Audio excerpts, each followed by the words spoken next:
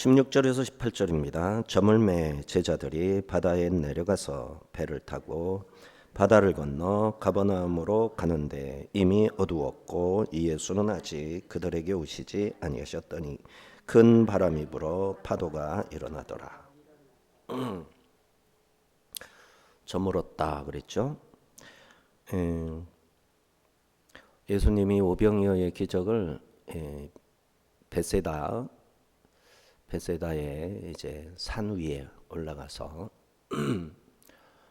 제자들이 둘러 앉았고 그 바깥쪽으로 동시문적으로 무리들이 또 모였었고 예수님이 설교를 하셨겠죠. 오병이어의 산상본 같은 설교를 하셨고 그리고 이제 어두워지는 게 아니라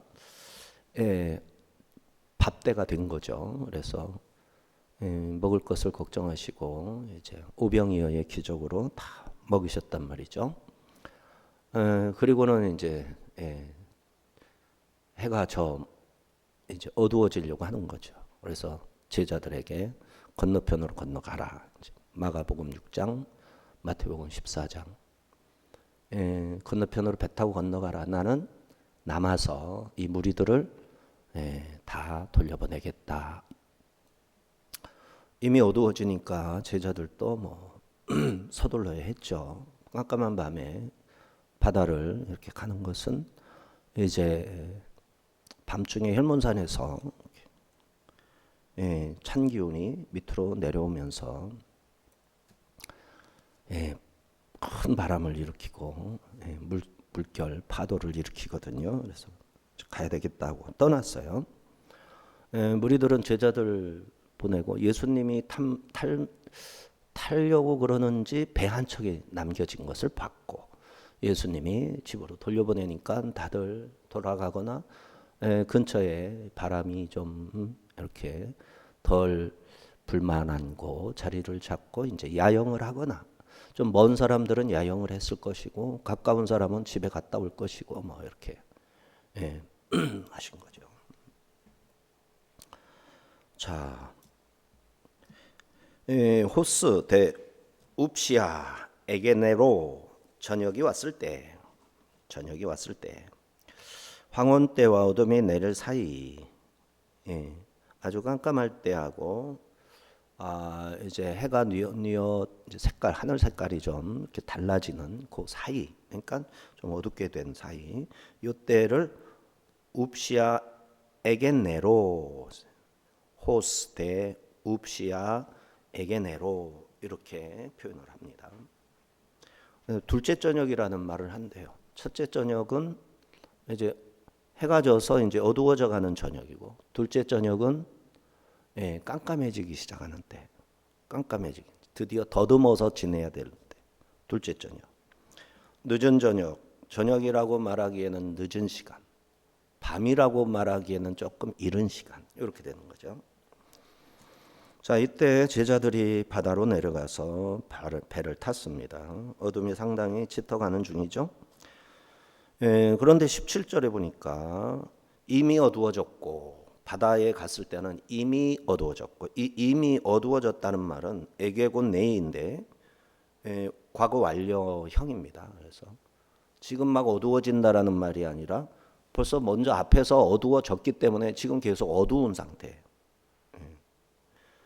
출발 전에 이미 밤이 시작되었고 어둠이 항해 내내 계속 지속이 되고 있었다 이런 뜻이 되는 거예요. 이미 어두워졌다.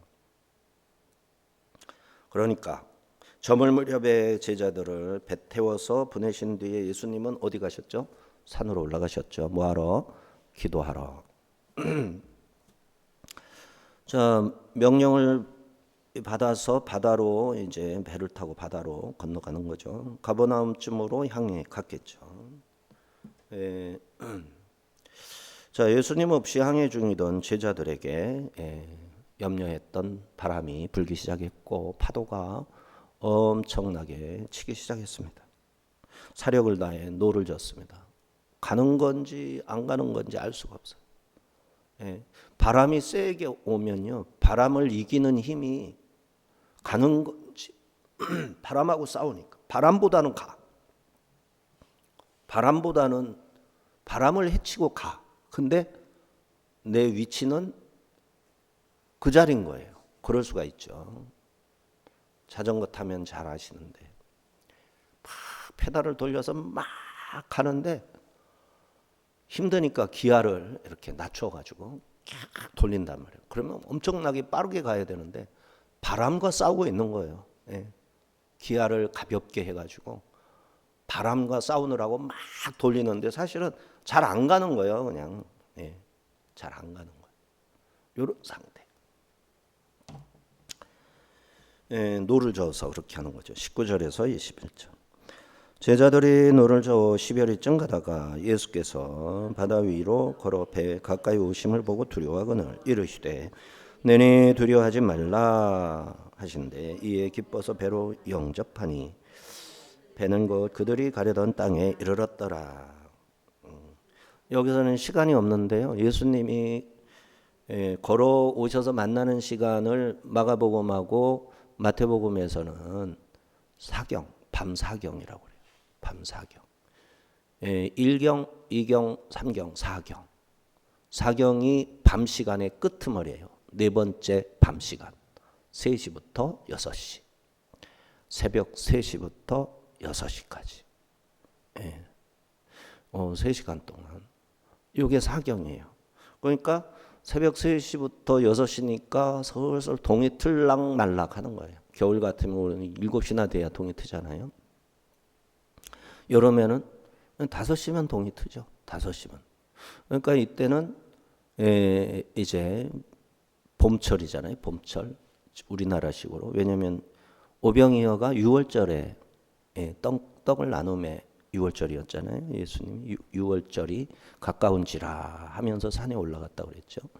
그래서 6월절, 3월달, 3, 4월달, 3월 30일경이 3, 4월이 되는 거죠. 3월인지 4월인지 좀 이렇게 헷갈리는 3, 4월 하면 유대는 우리의 그 3월 한 20일, 30일쯤 되면 3, 4월이라고 그래요.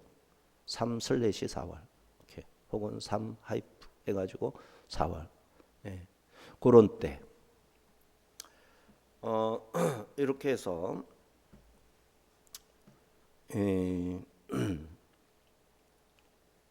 동이 트는 시간이 거기 따라 좀 달라지겠죠. 어쨌든 6시는 돼야 동이 트지 않겠어요? 6시. 동이 트기 전이란 얘기죠. 4경이면. 평균 5시로 봤을 때. 자, 이렇게 가까이 오셨어요. 10여리 갔다고 그랬죠? 10여리 4km, 8km 정도 떨어진 곳을 4km 갔어요. 한 반 정도 간 거예요. 제자들이 뭐 열심히 했으니까 도착하고도 남아야죠. 저녁 어두울 때부터 새벽 서너 시까지 했으면 몇 시간입니까? 6시간, 7시간을, 8시간을, 그죠? 한 7, 8시부터 4시까지면 8시간이죠. 8시부터 4시까지면. 그런데 어둑어둑 할 때 출발을 했으니까 한 7, 8시겠죠. 그리고 4시, 5시니까 뭐 7, 8시간. 노를 전 거예요. 근데 심리 전진한 거죠. 엄청 힘들었다. 땀이 비 오듯 쏟아질 정도.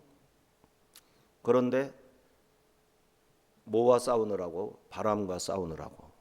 근데 바다에서 저쪽 뒤에서부터 지나온 길 쪽에서부터 누가 바다를 걸어오는 걸 봤죠. 예수님이에요. 그래서 두려워했어요. 에포베네산에서 하나님 앞에서 두려워 떠는 경외심, 이런 두려움이에요. 막 공포에 질려가지고 어쩔 줄 모르는 게 아니라 경외심 같은 두려움. 자, 예수님이 말씀을 하셨죠. 내니 두려워하지 마라. 내니 두려워하지 말라. 그래서 에고예임이거든요. 나는 나다. 너희가 아는 바로 그 사람 나다.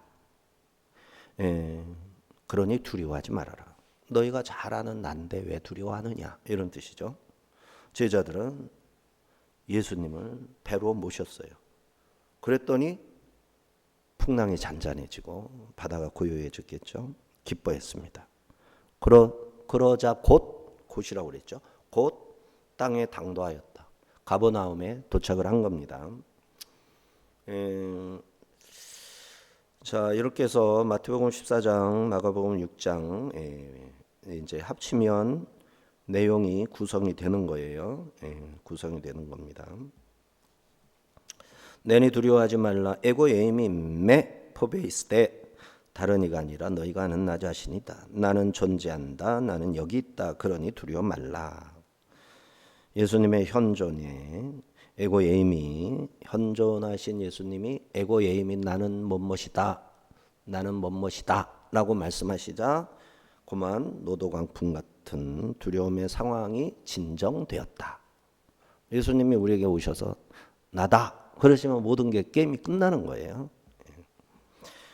제자들은 자기들의 스승이 누구신지 깨달아야 합니다. 즉 제자들은 예수께서 스스로 밝히시는 에고 에이미, 나는 뭐뭇이다, 뭔지를 깨달아야 됩니다. 그러기 위해 기적을 볼 때마다 마음이 둔해지지 않아야 됩니다. 기적은 표적이다. 이적은 표적이다. 그래서 유대인은 지혜를 구하고 이방인은 로마 사람, 헬라 사람은 표적을 구한다. 이랬죠. 근데 이 표적이라는 말이 이제 세메이오는 이면의 어떤 뜻을 말합니다. 헬라 철학에서 유명론 있죠. 눈에 보이는 게 다가 아니라고 그래요. 헬라에서는 눈에 보이는 게 다가 아닙니다. 이 속에 진짜가 있다고 보는 거예요. 근데 이게 이제 헬라 철학의 형이 상학적인 접근을 유도하는 거잖아요. 근데 헬라는 이렇게 표적을 구합니다. 표적. 그 표적이라는 건 보이는 것이 뭘 얘기하는 거지? 이게 표적이에요. 지금 보고 있는 게 뭘 보는 거지? 분명히 컵을 보고 있는데 컵을 보는 이 이유가 뭐지? 컵이 의미하는 바가 뭐지? 이런 것이 표적이에요. 속에 있는 것을 드러내기 위해서 가시적으로 보여주는 것을 표적 그러는 거예요. 그러니까 헬라 사람들이 이게 발달했어요. 플라톤, 아리스토텔레스, 소크라테스. 예수님 당시에는 이제 세네카 뭐 이런 사람들. 그런데 이제 유대인들은 표적까지 구하지 않아요. 기적을 원하는 거예요. 그러면서 유대인들은 이제 랍비들이 나중에 지혜를 원하는 거예요. 지혜. 성경의 지혜. 그런데 지금 이 예수님은 그 속에 있는 뜻을 좀 알아달라 말씀하시는 거예요. 그래서 기적을 보고 그 기적이 함몰되지 말아야 된다. 놀래키는 함몰됐다라는 건 놀라워하고 즐거워하고 기뻐하는 것이잖아요. 와 이런 일이 이러면 함몰된 거예요. 왜 그 일을 행하셨나? 왜 이런 일이 생겼지? 요걸 알아야 돼요. 그래서 오늘날 이 대한민국을 볼 때도 표적으로 봐야 됩니다. 표적. 왜 이런 일이 생겼지? 왜 이 나라가 이렇게 혼란스럽고 좌와 우가 이렇게 싸우지? 서로 도우며 지혜롭게 우리나라 민족은 질서를 잘 지키고 남한테 피해 주는 걸 싫어하고 이런 나라인데 왜 말마다 가시가 있고 누가 뭐라고 왜 거짓말하냐고 덤벼들고 왜 이러는 거지? 어쩌다가 이렇게 됐지?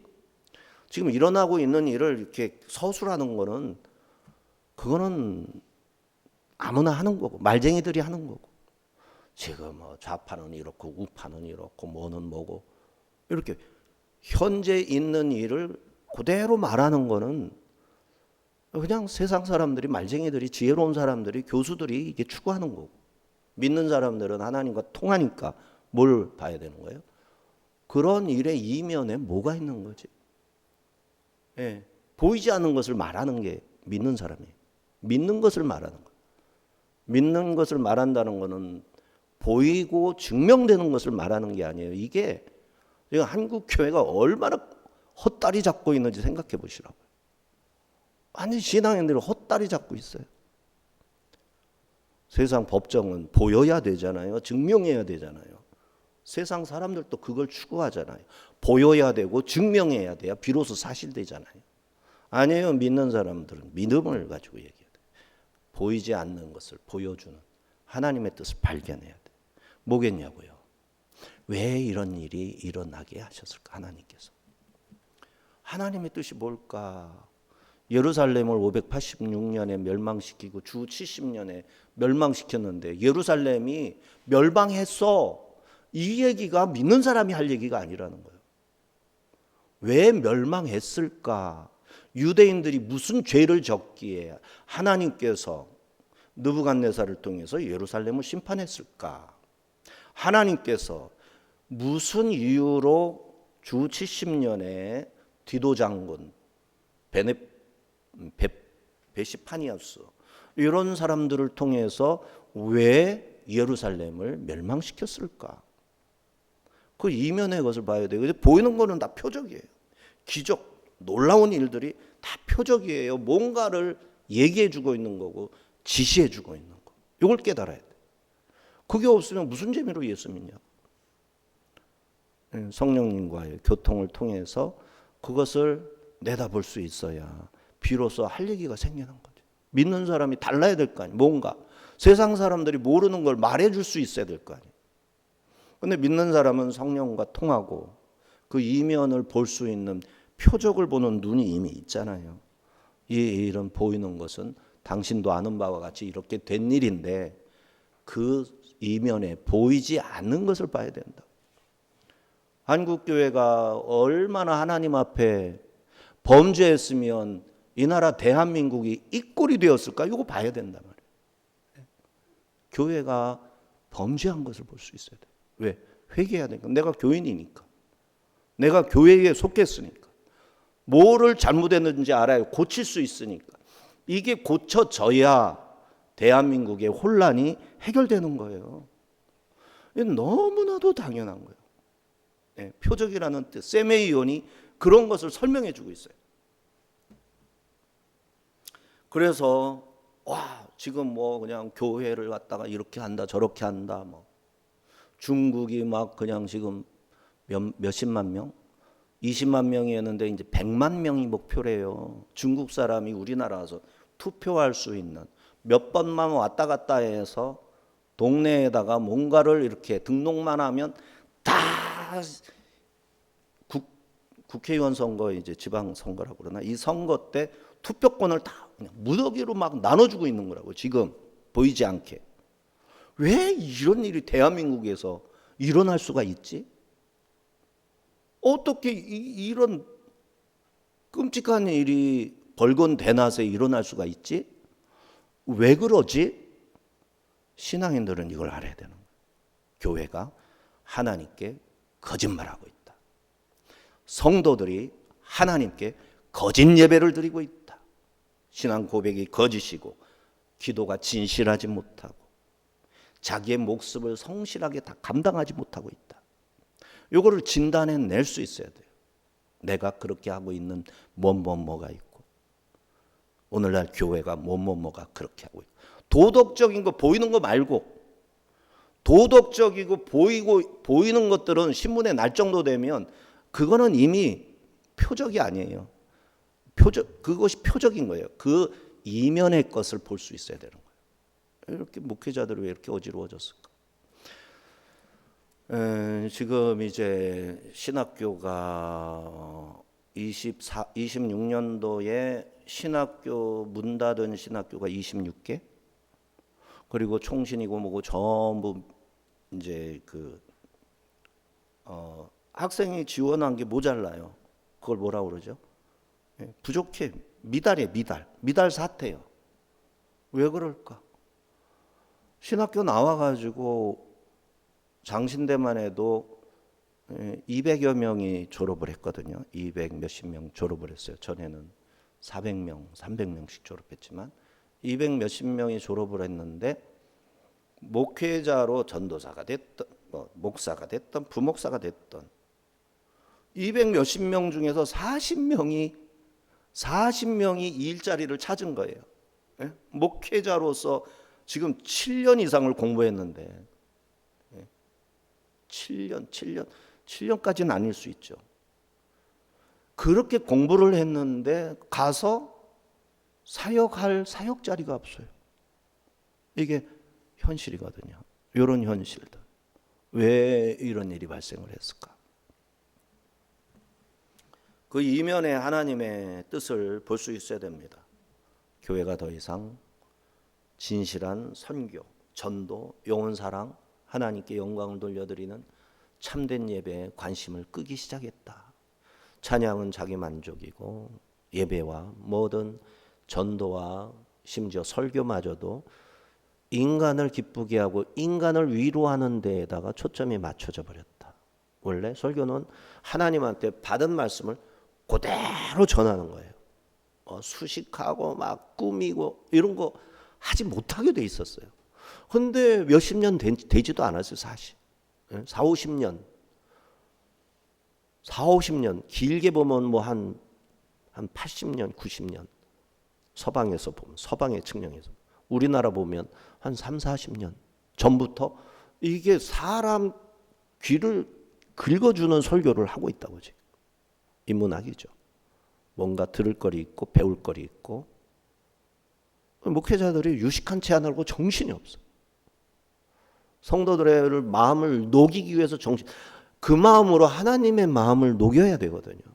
지금 하나님께서 성도들에게 꼭 들려주고 싶은 그 메시지를 전해야 되는 거거든요. 안 하고 있다니까요. 그렇게 위로하는 거. 하나님이 그거 들려주라고 하는 소리 아니에요. 듣고 싶어하는 소리지, 성도들이. 세례 요한처럼 회개하라 막 외쳐대야 되는 거. 오늘날 거짓이 판을 치는 시대에 정치인들이 크리스찬인데 얼마나 거짓말 많이 하게. 그거 막 소리쳐야 되거든. 목회자들이 안 한단 말이에요. 이렇게 참과 거짓을 구별하고 사탄에게 속한 일, 하나님께 속한 일 이런 거를 밝혀내야 고치든지 말든지 할 거 아니에요. 안 하고 있다. 그래서 이 교회가 이러고 있는 거라고. 교회가 필요가 없는 기관, 하나님 앞에 쓸모가 없는 교회가 되어버렸어.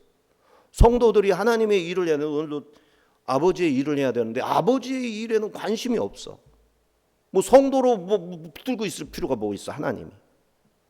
하나님의 일을 하라고 집사도 됐고 권사도 됐고 목사도 됐고 다 됐는데 장로도 됐고 하나님의 일에 관심이 없는데 뭐 하나님의 일은 뭔데? 아버지의 일, 하나님의 뜻을 행하는 거, 말씀에 순종하는 거 이런 일 관심 없어요. 예. 너무너무 많아요 그런 게. 자, 오직 예수께서 한 걸음 한 걸음 선지자들의 예언들과 약속의 말씀들을 성취하여 나가시는 것을 그걸 봐야 됩니다. 제자들이 당한 위기, 불순종의 결과가 아니었습니다. 순종하는 제자들에게 고난이 찾아왔죠. 가라니까 갔어요. 배를 탔어요. 노를 저었어요. 순종하고 있는데 바람이 왔다고요. 파도가 넘쳤다고요. 군중들이 예수님을 왕으로 추대할 때 제자들의 마음이 어떻겠어요? 군중들이 막 오병이어 기적으로 먹어봤잖아요. 얼마나 기가 막히겠어요. 아니 분명히 예수님이 저쪽에서 가운데에서 오병이어 떡덩어리 5개 물고기 2마리 가지고 제자들한테 이렇게 주면 아니 이쪽이 벌써 다 먹고 지금 쩝쩝 맛있게 짭짭거리고 먹고 있어. 근데 그게 5개로 끝나야 되는 그게 계속 예수님의 손에서 나오고 있어요. 물고기가 계속 나오고 있어. 어디 뭐 그냥 갈릴리 바다 속으로 터널을 만들어 가지고 예수님 앞에 몰래 이렇게 해가지고 계속 나오는 걸까? 도대체 이게 어떻게 된 거냐? 얼마나 신기했겠어요. 그때 백성들이 예수님을 드디어 왕으로 추대하기 시작했어요. 우리를 다스려 주옵소서. 로마를 몰아내고 거짓 왕인 헤롯을 몰아내고 예수님이 참 제사장이고 참 그야말로 왕이고 참 선지자로서 우리를 다스려 달라고 막 그럴 때 제자들이 어떤 마음이었겠어요? 야, 드디어 뭐가 되는 건가? 그러면 내가 국무총리가 되는 건가? 내가 국회의원이 되는 건가? 제자들이 은근히 그렇게 되길 바랬단 말이에요. 그걸 내버려 두시겠냐고요, 하나님. 건너가라 할 때 건너가는 거를 그냥 폭풍을 일으켜가지고 배를 그냥 뒤집을 듯이 그냥 막 위기를 하니까 왕이고 뭐고 살려만 주십시오. 예수님이 뭐 이 시대의 통치자로 뭐 등극을 하든 뭐든 일단은 살려놔 주십시오 하면서 노를 파도가 올 때마다 그걸 피하기 위해서 노를 그렇게 짓는 거예요. 정신 차리라고 그러는 거예요. 우리가 인생을 살아가면서 어려운 일이 생기면 하나님 보라는 거예요. 근데도 안 보고 거역을 하면 끝장나는 거지만 대부분은 정신을 차리게 되더라. 군중들이 예수님을 왕으로 추대할 때 아주 비슷한 기대를 했던 겁니다. 예수께서는 이러한 제자들의 영적 무감각함을 예리하게 쇄신하고자 에고에이미 선언을 하고 누구를 따라야 하고 누구를 섬기는지 깨닫게 하셨던 겁니다. 내가 나다. 너희가 아는 바로 나다. 두려워하지 말아라. 이에 그들에게 위기의 상황을 조성해 주셨던 것이고 노도와 광풍을 보내서 싸우게 하셨던 것이고 자기들의 주를 간절하게 찾을 때 예수님께서 짠 하고 걸어오신 거라고 바다를. 놀라운 일이죠. 찾으니까 걸어오신 거라고. 예수님을 봐야 합니다. 예수님이 누구신지 깨달아야 합니다. 자기에게 몰려오는 무리 앞에서 대신 홀로 산 위로 올라가서 기도하시는 예수님, 제자들에게 이스라엘이 홍해바다를 걸어서 건넜던 그 이상으로 바다 위를 걸어오시는 분이심을 제자들이 이제 깨달아야 됩니다. 우리 주님이 어떤 분이신지. 이 땅의 나라를 다스리기 위한 분이 아니라 이 세상을 창조하신 권세를 가지고 망가진 인간들, 죄악으로 인하여 범죄의 심판 앞에 사망의 권세 아래 종노릇하는 자들을 살려내기 위해 이 땅에 오신 왕 중의 왕, 바로 우리 예수님이 구세주 하나님의 아들이시다. 이거를 정확하게 볼 수 있어야만 했던 거죠. 제자들의 위기에 예수님을 왕으로 삼고자 백성들이 몰려들 때였습니다. 예수님은 직접 군중들을 돌려보내시고 산에 올라 기도하셨습니다. 제자들은 물 위를 노저 건너가면서 많은 무리들의 간절한 외침을 떨쳐버리지 못한 채로 노를 저었던 거예요. 세상의 아우성 소리 위를 노저 가려고 했던 거예요. 왕 되시옵소서. 근데 그게 파도 위에서 생명과 이제 생명의 위협과 이제 싸우는 그런 상황이었던 거죠. 그리고 이미 어두워져 있었습니다. 제자들의 눈도 마음도 갈릴리 바다도 그렇게 어두워졌을 때 그들이 항해를 시작했고 새벽 3시에서 6시경 예수께서 바다 위로 걸어오셨던 것이에요. 여전히 바람이 불었고 심한 물결에 노를 저어도 배는 나가지 못했었어요. 우리 인생도 그렇죠. 우리는 주님의 말씀에 순종하며 출발했습니다. 분명히 부르심을 받고 그 길을 나섰습니다. 그런데 껌껌합니다. 어두워요. 바람이 세고 노를 저어도 제자리 같습니다. 그때 우리는 무슨 생각할까요? 내가 잘못하고 있는 거 아닐까? 조금 더 기다렸어야 되는 것 아닐까? 하지만 본문은 출발은 잘못되지 않았다. 순종은 틀리지 않았다. 예수님이 가라니까 간 것이다. 다만 밤이 길구나. 하지만 주님은 산 위에서 기도하시며 제자들의 상황을 통제하고 계셨던 거예요. 기도하시면서 산 위에서 바다를 내려다보며 깜깜하지만 다 보이시겠죠? 파도가 싸우는 제자들을 내려다보고 계셨던 거예요. 그들이 주여 주여 외칠 때 산에서 내려오셔서 물을 4km 10리길을 걸어서 오신 거죠. 바다 위를. 보이지 않았을 뿐 떠나신 것은 아니었습니다. 마침내 밤 4경에 가장 어두운 시간에 그들이 거의 지쳤을 때 예수님이 오셨습니다.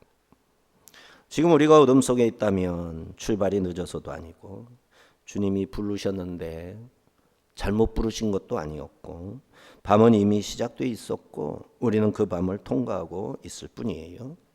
밤은 길어도 반드시 뭐는 오죠? 새벽은 오는 법입니다. 주님은 위기에 처한 제자들을 구하기 위해 지체하지 않으십니다. 우리가 생각하는 시간보다 더 정확한 가장 딱 맞는 시간에 오시는 거예요. 주님이 오시면 그게 딱 맞는 시간이에요. 우리는 지금쯤 오셨으면 좋겠고 어제쯤 오셨으면 너무 좋았겠다 하지만 아니에요. 딱 맞는 시간을 지금 기다리고 그 시간에 맞춰서 오시는 거예요. 우리는 기도할 뿐인 거예요. 제자들은 기다리다가 늦은 게 아니라 순종하며 나아가다가 시험을 통과했던 겁니다. 오늘 우리의 항해도 그렇습니다. 주님이 보이지 않아도 순종은 계속해야 합니다. 노를 놓지 말아야 됩니다. 어둠이 깊을수록 주님의 발걸음은 사실은 보이지 않아도 가차히 오고 계시는 거예요.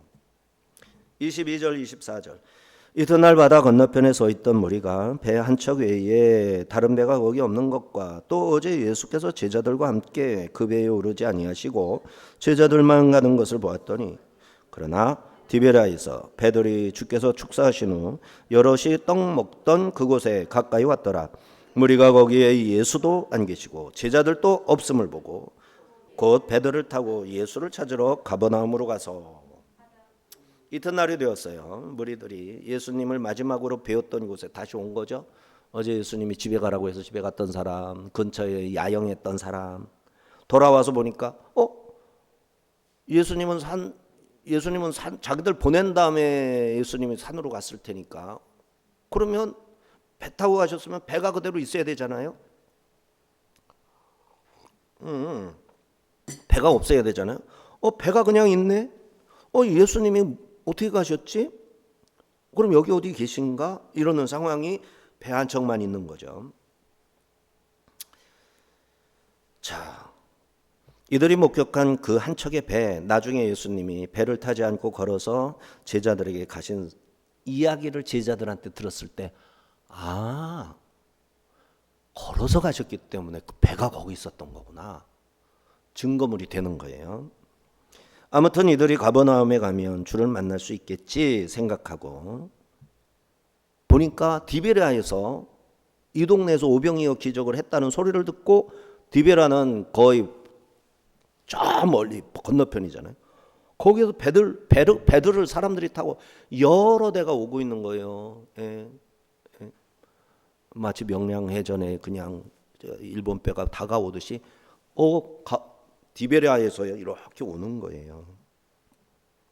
무리들이 그 배를 타고 여기 예수님 안 계시니까 가버나움으로 갑시다 하고 해변에 서 있던 사람들이 다 그 배들을 타고 이제 가버나움으로 이동하게 됩니다.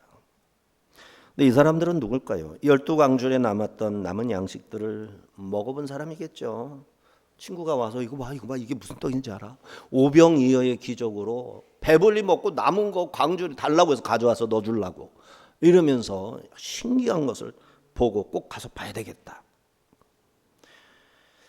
자, 성경에 12이라는 숫자 12바구니 하나님의 백성을 상징하는 완전수입니다. 장차 세워질 하나님 나라의 통치 질서를 상징하는 거예요. 그러니까 백성들이 기대한 12지파의 이스라엘을 통치하시는 거 맞긴 맞아요. 근데 뭘로? 로마 황제처럼 다스리는 게 아니라 말씀으로 다스리실 예수 그리스도이신 거죠. 이 기적이 단순히 눈앞에 5천 명만을 위한 일시적인 구제책이 아니었어요. 이스라엘 12지파 전체 나아가 하나님의 모든 백성을 넉넉히 먹이고도 남는 하나님의 무한한 자비와 완전한 돌봄을 상징하는 남은 떡 12바구니였던 것이죠. 하나님 나라에는 그 누구도 소외됨 없이 배불리 먹을 수 있도록 그 남은 것을 가지고 날라서 그들에게 먹여주는 거예요. 그래서 우리도 하나님 말씀을 받아서 깨달은 것을 나만 먹고 마는 게 아니라 입 닦는 게 아니라 어떻게 된다? 그대로 남은 것을 가지고 넘치는 것을 가지고 와서 나눠줘야 되는 거예요. 이들이 먹은 건 보리떡이었죠. 당시 보리는 밀보다 값이 싸고 흔한 주로 가난한 서민들의 주식이었어요. 주께서 가장 낮고 천한 자들의 배고픔에 응답하신 겁니다. 6월절 곧 묵은 곡식이 떨어지고 핵곡식을 기다리는 이 보릿고개의 결핍기에 주님은 스스로 보리떡이 되셔서 그들에게 다가가시는 분이시죠. 자, 12개의 강주리는 오늘 또 우리들에게 말씀을 증거합니다. 하나님의 은혜는 결코 부족함이 없다. 넘친다. 그분은 당신의 백성 중 단 한 사람도 단 하나의 은혜의 조각도 버리지 않으시고 전달하신다. 이렇게 말해주고 있는 거예요. 주님은 저장된 식량이 바닥난 절망의 시기에 창고에 쌓인 곡식이 아니라 하늘로부터 내려온 산 떡으로서 새로운 추수 시대를 여시는 겁니다. 자, 이제 배를 타고 건너갑니다. 가버나움으로 쏜살같이 낮이니까요. 슝 가는 거죠. 25절 27절 바다 건너편에서 만나 랍비여 언제 여기 오셨나이까 하니 예수께서 대답하여 이르시되 내가 진실로 진실로 너희에게 이르노니 너희가 나를 찾는 것은 표적을 본 까닭이 아니요 떡을 먹고 배부른 까닭이로다. 표적을 보고 그 이면의 것을 보았기 때문이 아니라 단지 표적을 기적으로 먹어보니 배도 부르고 너무 신기하니까 나를 쫓는구나. 표적.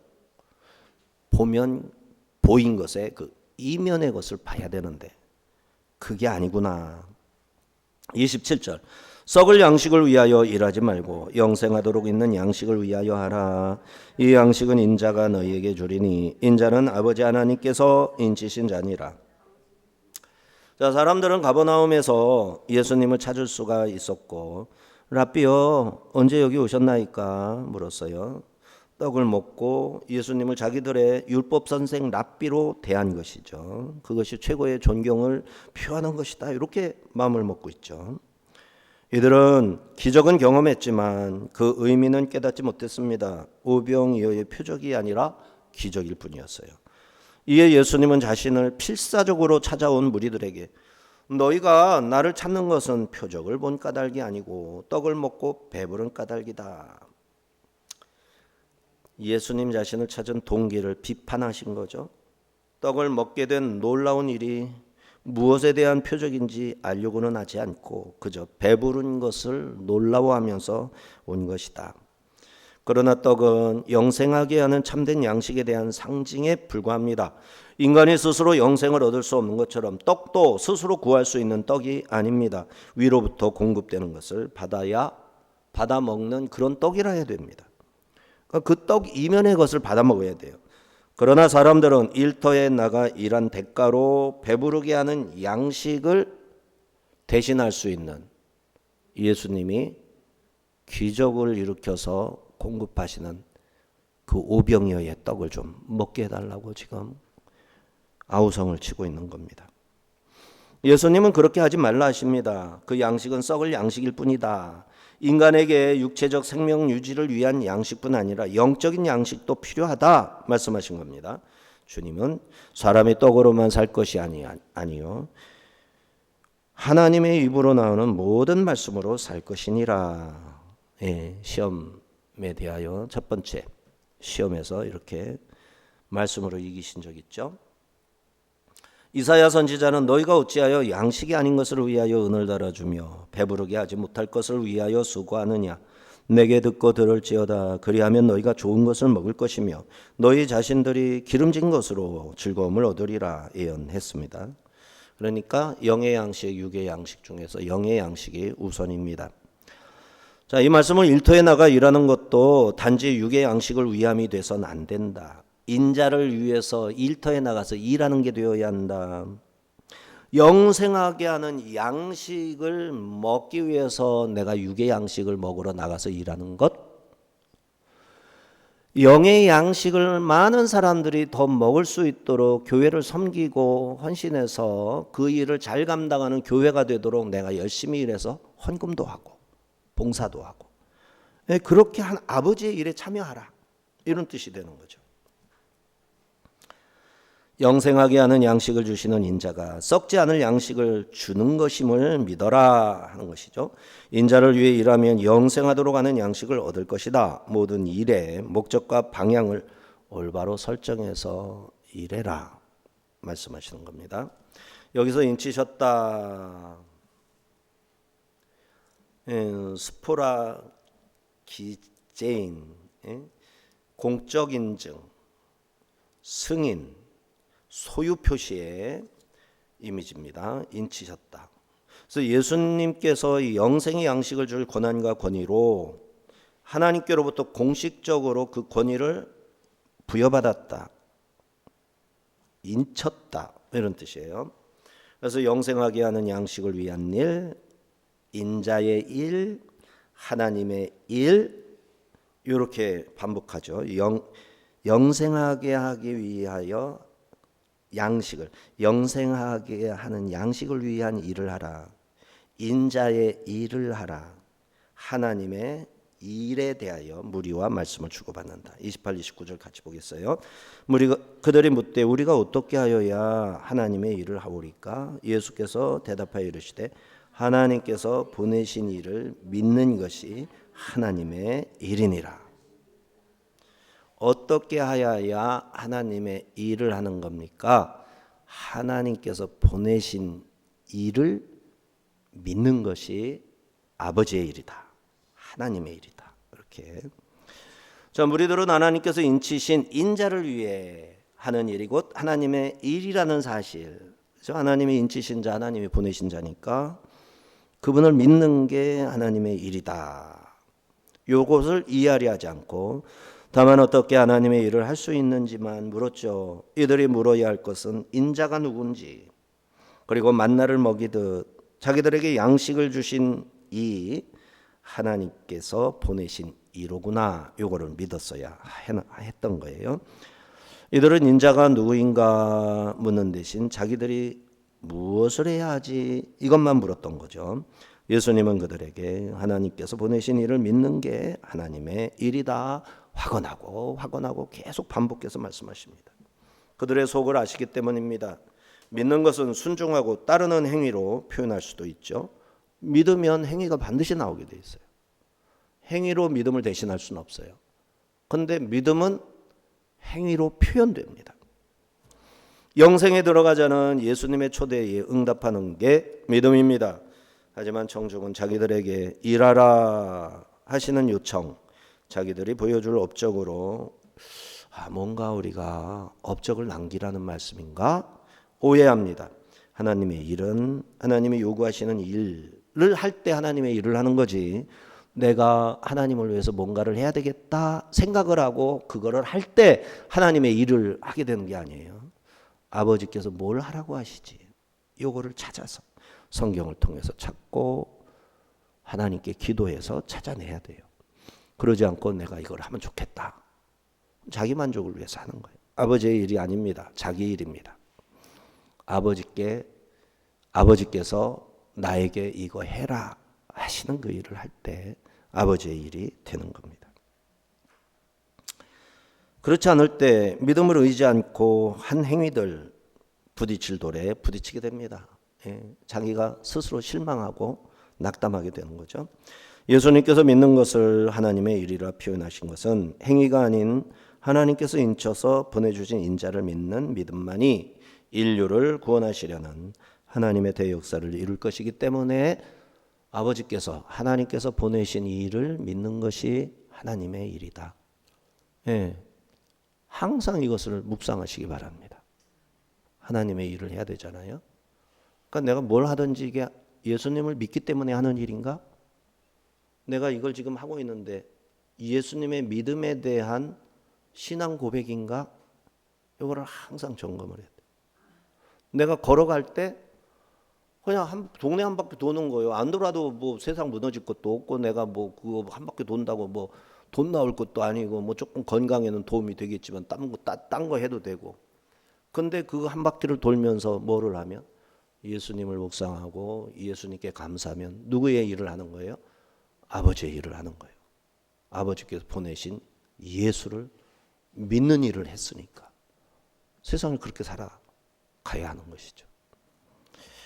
주님께서 이렇게 물질적 양식에 집중한 무리의 동기를 폭로하셨고, 영생하는 양식을 인자를 통해 주시는 하나님의 은혜로 제시하셨고, 그에 대한 유일한 응답이 보내신 이를 믿는 것이다 밝히셨습니다. 이후 주님은 나는 생명의 떡이다, 영적 진리를 선포할 거예요. 오늘 제자들은 주님의 명령에 순종해서 바다로 나갔지만 풍랑을 만났고 군중들은 배부르게 먹을 욕심을 따라 주님을 찾아 방황했습니다. 제자들은 칠흑 같은 어둠과 거센 풍랑 속에서 6시간을 사력을 다해 노저음으로 구원의 여망을 잃었을 때 바다 위를 걸어오시는 주님을 뵐 수 있었습니다. 절망의 순간 주님은 바다 위를 걸어오셔서 내니 두려워하지 말라 선포하셨고 그제야 주님께 대한 신뢰를 회복했습니다. 우리의 인생 항해 풍랑이 일고 있나요? 노를 저어도 제자리인 것 같아서 낙심을 합니까? 기억해야 되겠습니다. 주님은 산 위에서 우리들을 보고 계시고 가장 깊은 밤 우리들이 풍랑 위를 온 그 뒤를 따라서 우리에게 나타나러 우리에게 보여주시러 오시는 거죠. 이때 우리는 힘든 배에서 주님을 영접해야 됩니다. 내니 두려워하지 말라 말씀하시면 비로소 인생의 방황이 멈춰지고 목적지에 도달하게 되는 것이죠. 사람들은 무엇을 할까 구하지만 주님은 누구를 믿을까 집중하라. 하나님의 일을 하는 것 그것이다 말씀하십니다. 사람들은 자신들의 열심과 행위를 앞세우지만 주님은 단호하게 하나님께서 보내신 일을 믿는 게 하나님의 일이니라 말씀하셨습니다. 하나님의 일은 내가 무엇을 대단하게 해드리는 게 아닌 것을 알 수 있죠. 내 결핍을 채워줄 도구로 주님을 이용하는 것도 아닙니다. 오직 하나님이 보내신 예수 그리스도 그분이 나의 생명의 떡임을 온전히 신뢰하고 그분에게 연합하는 것 최고의 순종이고 사명입니다. 썩을 양식을 구하던 걸음을 멈추고 영생의 양식 되신 예수 그리스도를 우리 마음 중심에 영접해서 참된 평안과 생명을 누리는 복된 성도들이 되시기를 축원합니다. 기도합니다.